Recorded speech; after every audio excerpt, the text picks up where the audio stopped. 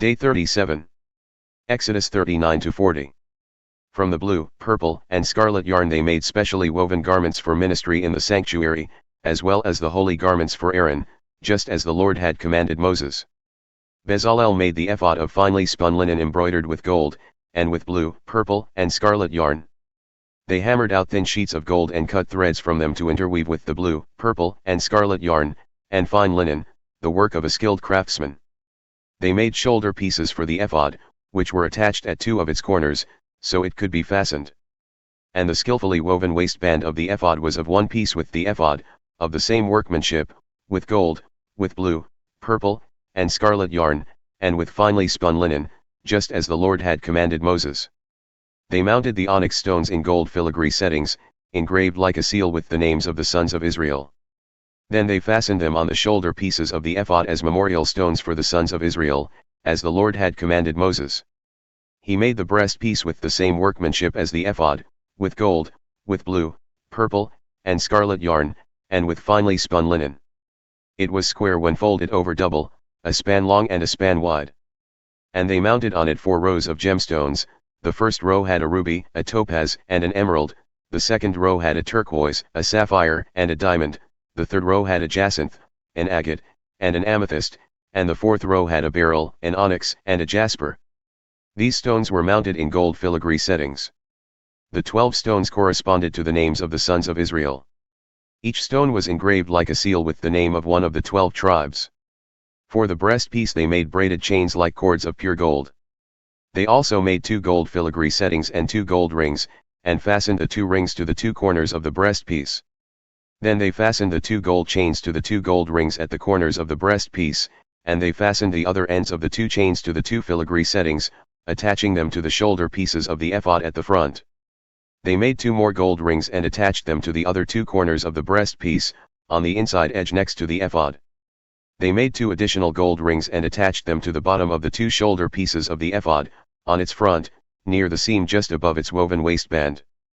Then they tied the rings of the breastpiece to the rings of the ephod with a cord of blue yarn, so that the breastpiece was above the waistband of the ephod and would not swing out from the ephod, just as the Lord had commanded Moses. They made the robe of the ephod entirely of blue cloth, the work of a weaver, with an opening in the center of the robe like that of a garment, with a collar around the opening so that it would not tear. They made pomegranates of blue, purple, and scarlet yarn and finely spun linen on the lower hem of the robe. They also made bells of pure gold and attached them around the hem between the pomegranates, alternating the bells and pomegranates around the lower hem of the robe to be worn for ministry, just as the Lord had commanded Moses.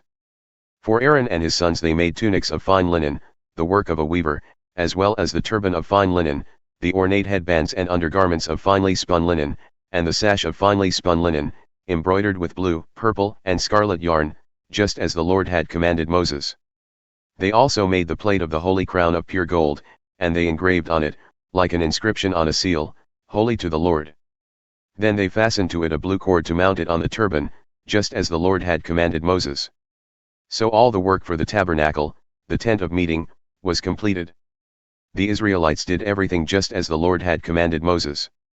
Then they brought the tabernacle to Moses, the tent with all its furnishings, its clasps, its frames, its crossbars, and its posts and bases, the covering of ram skins dyed red, the covering of fine leather. And the veil of the covering, the ark of the testimony with its poles and the mercy seat, the table with all its utensils and the bread of the presence, the pure gold lampstand with its row of lamps and all its utensils, as well as the oil for the light, the gold altar, the anointing oil, the fragrant incense, and the curtain for the entrance to the tent, the bronze altar with its bronze grating, its poles and all its utensils, the basin with its stand, the curtains of the courtyard with its posts and bases, the curtain for the gate of the courtyard, its ropes and tent pegs. And all the equipment for the service of the tabernacle, the tent of meeting, and the woven garments for ministering in the sanctuary, both the holy garments for Aaron the priest and the garments for his sons to serve as priests. The Israelites had done all the work just as the Lord had commanded Moses. And Moses inspected all the work and saw that they had accomplished it just as the Lord had commanded. So Moses blessed them. Then the Lord said to Moses, "On the first day of the first month you are to set up the tabernacle, the tent of meeting. Put the ark of the testimony in it and screen off the ark with the veil. Then bring in the table and set out its arrangement, bring in the lampstand as well, and set up its lamps.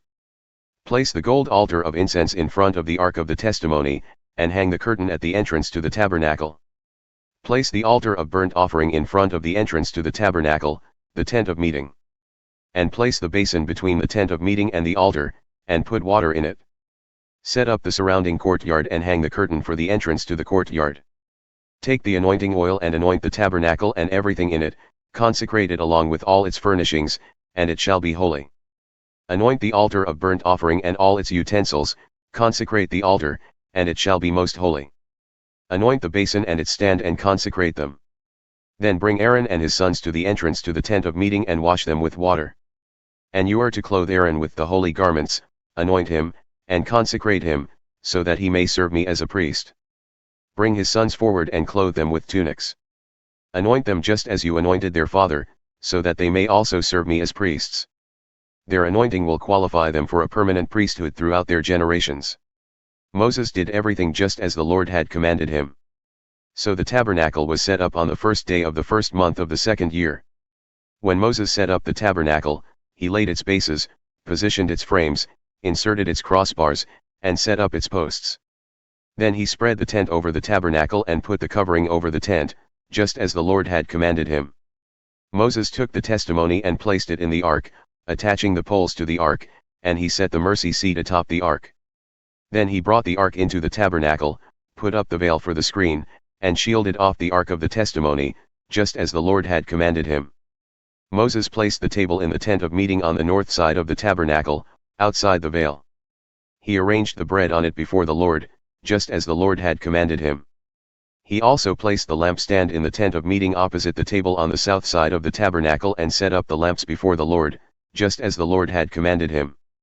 Moses placed the gold altar in the tent of meeting, in front of the veil, and he burned fragrant incense on it, just as the Lord had commanded him.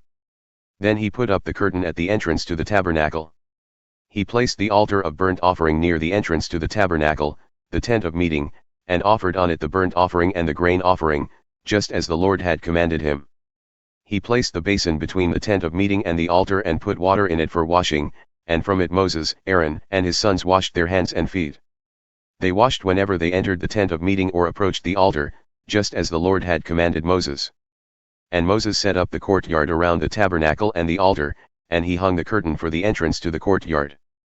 So Moses finished the work.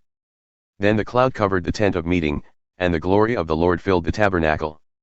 Moses was unable to enter the tent of meeting because the cloud had settled on it, and the glory of the Lord filled the tabernacle. Whenever the cloud was lifted from above the tabernacle, the Israelites would set out through all the stages of their journey. If the cloud was not lifted, they would not set out until the day it was taken up. For the cloud of the Lord was over the tabernacle by day, and fire was in the cloud by night, in the sight of all the house of Israel through all their journeys. Matthew 23 verses 23 to 39. Woe to you, scribes and Pharisees, you hypocrites! You pay tithes of mint, dill, and cumin. But you have disregarded the weightier matters of the law, justice, mercy, and faithfulness. You should have practiced the latter, without neglecting the former. You blind guides! You strain out a gnat but swallow a camel. Woe to you, scribes and Pharisees, you hypocrites!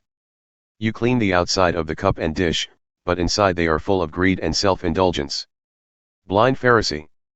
First clean the inside of the cup and dish, so that the outside may become clean as well. Woe to you, scribes and Pharisees, you hypocrites! You are like whitewashed tombs, which look beautiful on the outside, but on the inside are full of dead men's bones and every kind of impurity. In the same way, on the outside you appear to be righteous, but on the inside you are full of hypocrisy and wickedness. Woe to you, scribes and Pharisees, you hypocrites! You build tombs for the prophets and decorate the monuments of the righteous. And you say, if we had lived in the days of our fathers, we would not have been partners with them in shedding the blood of the prophets. So you testify against yourselves that you are the sons of those who murdered the prophets.